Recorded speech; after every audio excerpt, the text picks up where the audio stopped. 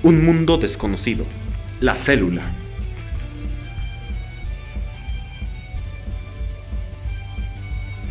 Preparatoria número 3, Cuautla.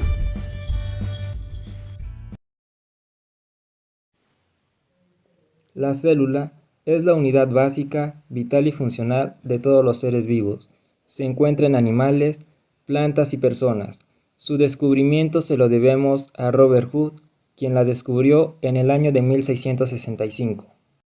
Aunque no existen cálculos o datos certeros en cuanto a la cantidad de células en nuestro cuerpo, se estima que hay aproximadamente entre 50 y 100 billones.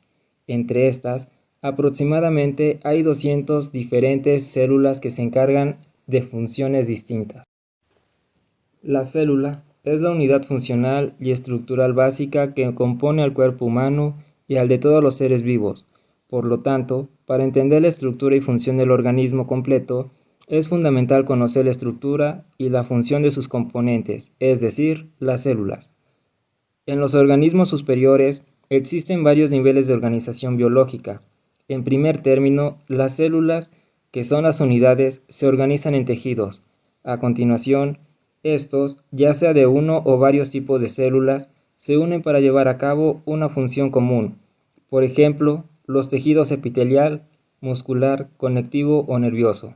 Después, efectúan funciones esenciales para la supervivencia del organismo. Son ejemplos el corazón, los pulmones o los riñones.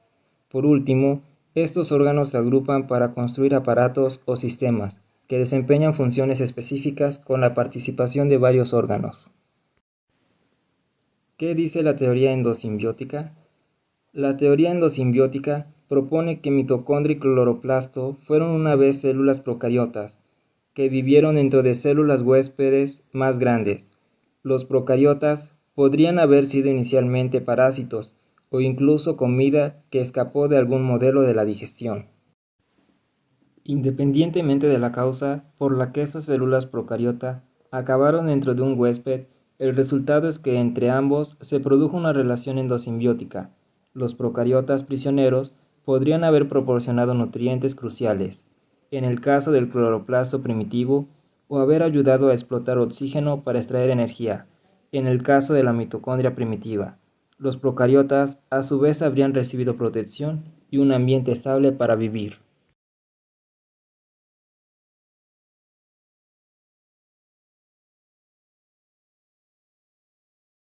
Clasificación de la célula en procariota, eucariota, heterótrofa y autótrofa, vegetal y animal.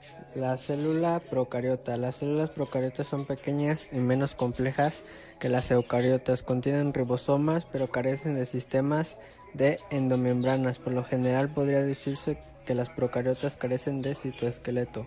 Las células procariotas se clasifican en arqueas y bacterias. En las células eucariotas son el exponente de la complejidad celular actual. Presentan una estructura básica relativamente estable, caracterizada por la presencia de distintos tipos de organelos intracitoplasmáticos especializados, entre los cuales destaca el núcleo que alberga en el material genético. La heterótrofa puede clasificarse según sus preferencias. Son incapaces de crear materia orgánica por sí mismas al carecer de cloroplastos. Estas células se alimentan gracias a la savia elaborada que se fabrica en las células autótrofas.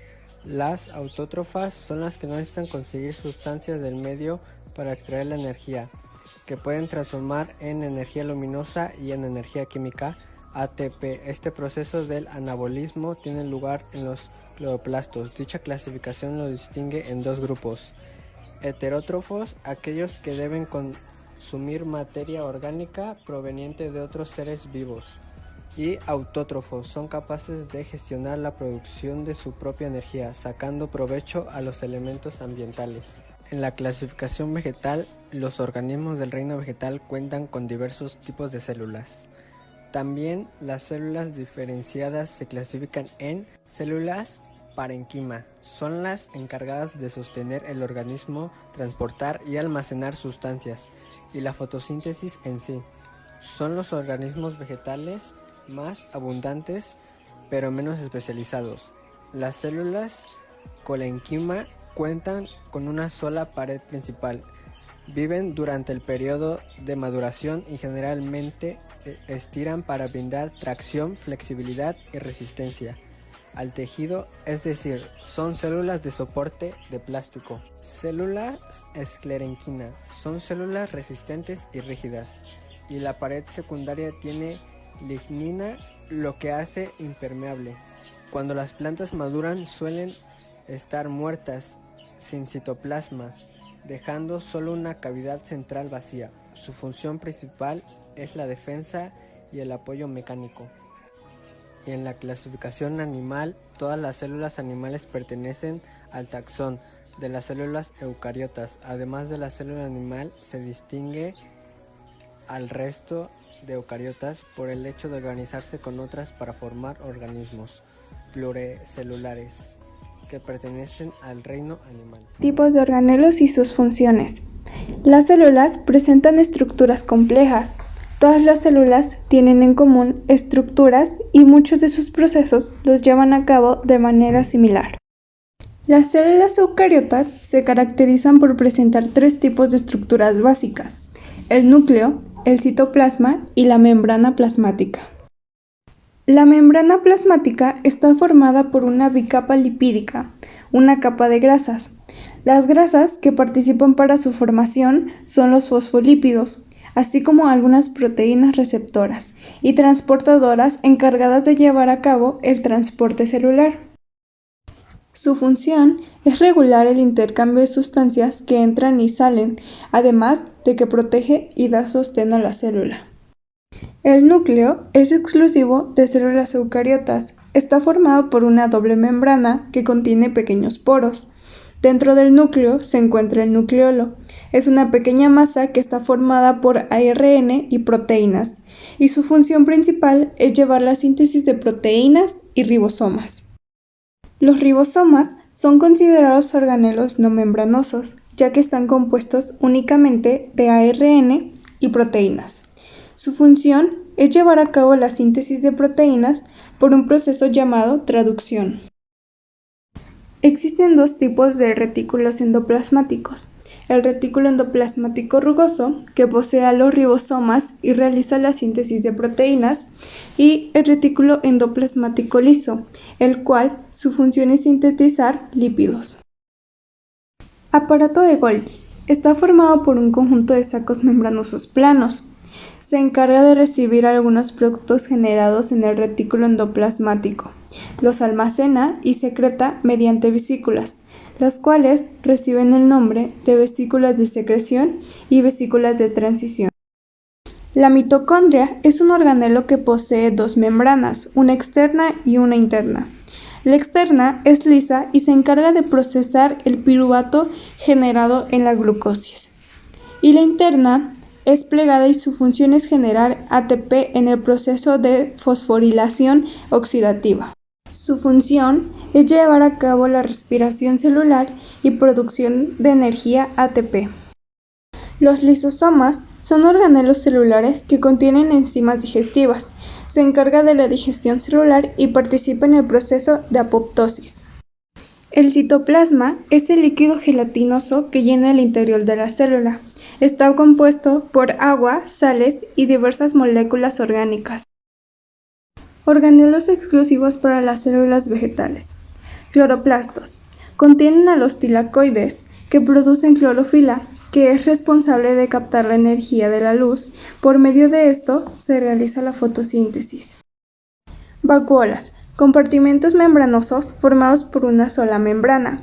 Su función es el almacenamiento de sustancias. Pared celular, capa rígida y gruesa que rodea la célula vegetal, formada por un polisacárido llamado celulosa. Su función es brindar protección, darle forma y soporte a la célula. Las biomoléculas. Las biomoléculas son compuestos químicos que estructuran a los seres vivos y son indispensables, ya que cada una cumple una función en específico. Se clasifican en dos: orgánicos e inorgánicos, y a su vez dentro de ellas existen diferentes tipos y funciones. Los orgánicos están conformados por carbono e hidrógeno, y dentro de ellas existen 4 tipos, que son las proteínas, los carbohidratos, los lípidos y los ácidos nucleicos. Las proteínas están compuestas por carbono, hidrógeno, oxígeno, nitrógeno y azufre. Estas cumplen diversas funciones como la estructura hormonal, de defensa, energética, etc. Los carbohidratos están compuestos por carbono, hidrógeno y oxígeno. Su función es la reserva de energía a corto plazo. Los lípidos están compuestos por carbono, hidrógeno, oxígeno, nitrógeno y fósforo. Una de sus funciones principales es la entrega de energía a largo plazo, ya que actúa como una reserva de energía. Y otra función es el aislamiento térmico. Y finalmente, los ácidos nucleicos, los cuales se componen por carbono, hidrógeno, oxígeno, nitrógeno y fósforo. Su función principal es almacenar y transmitir información genética. Existen dos tipos de ácidos nucleicos. Por un lado está el ADN, que se encarga de las características de los organismos, y el ARN, que decodifica el mensaje genético y lo traduce a proteínas. Ahora hablaremos de los inorgánicos, los cuales tienen diferentes clasificaciones. En este caso se encuentra el agua, sales minerales y gases, las cuales son más pequeñas y carecen de energía, y no están compuestos por átomos de carbono en su estructura, a excepción de los gases. El agua está compuesta por dos moléculas de hidrógeno y uno de oxígeno, haciendo un puente de hidrógeno, ayudando a la cohesión y a la adhesión. Sirve o funciona como medio de reacciones químicas, regulación de la temperatura y como solvente. La podemos encontrar de tres formas: circulante, extracelular e intracelular. Las sales minerales están compuestas por el sodio, el cobre, el calcio, el cesio, el fósforo, el hierro, el magnesio, el zinc y el cromo. Las sales minerales ayudan en el organismo para la generación de calcio, el cual se forma entre los huesos y ayuda a la contracción muscular. También se encuentra el fósforo, es muy importante ya que constituye al ATP. El sodio es el cual ayuda a la transmisión de impulsos nerviosos y regula los fluidos, al igual que el potasio, el cual también ayuda a la contracción muscular y tiene el potencial de acción en el cual es mediado con sodio. Y este se puede encontrar de tres maneras: precipitadas, disueltas y asociadas. El azufre pasa en un componente de algunas proteínas y vitaminas. El magnesio también ayuda en la formación del músculo esquelético y tiene funciones en el sistema nervioso. Manganeso tiene como función ser un activador enzimático. El zinc va a tener varias o diversas funciones en el sistema inmunológico. El yodo va a ayudar a la formación de hormonas esteroideadas. El hierro tendrá un papel muy importante en el transporte de oxígeno, ayudando por las hemoglobinas. Y el cobre también tendrá un papel muy importante en las enzimas del metabolismo. Los gases son biomoléculas de estado gaseoso y son importantes en procesos metabólicos, así como en la respiración celular, en el cual participan las moléculas.